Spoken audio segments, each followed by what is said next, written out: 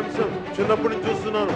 నెల్లూరులో తెల్లవారుజామున మెడ్రాస్కి వెళ్ళేటప్పుడు ట్రైన్ కోసం రిక్షాలు వెళ్తున్నప్పుడు రోడ్ల మీద పారిశుద్ధ కార్మికులు చూసేవాడిని, నా రెల్లి కులాన్ని చూసేవాడిని, అన్నదమ్ములు చూసేవాళ్ళని. అందరూ నిద్రపోతా ఉంటే మన ఇష్టానికి పడేసిన చెత్తని ఏదేదో మన బాధ్యత వాళ్ళ బాధ్యత అన్నట్టుగా రెల్లి సోదరులు ఆడపడుచులు రోడ్లకి ప్రపంచమంతా నిద్రపోతుంటే నా రెల్లి సోదరులు సోదరీమణులు రోడ్లు ఊడుస్తా మురికి కుప్పలు మగ్గిపోతూ అలాంటి రెల్లి సోదరులు ఎప్పుడు నా చిన్నప్పటి నుంచి కన్నీరు ఉండేది. నాకు మానవ మలాన్ని భుజం మీద తట్టలో మోసుకెళ్ళి చిన్నప్పుడు చూసిన వాడిని. అలాంటి రెల్లి కులానికి మనస్ఫూర్తిగా అండగా ఉంటానని మీకు ప్రత్యేకంగా పారిశుద్ధ్యంలో ఉన్న రెల్లి కుటుంబాలందరికీ ఇంక్లూడ్ చేయగలిగితే గౌరవ ముఖ్యమంత్రి గారికి తెలియజేస్తున్నాను.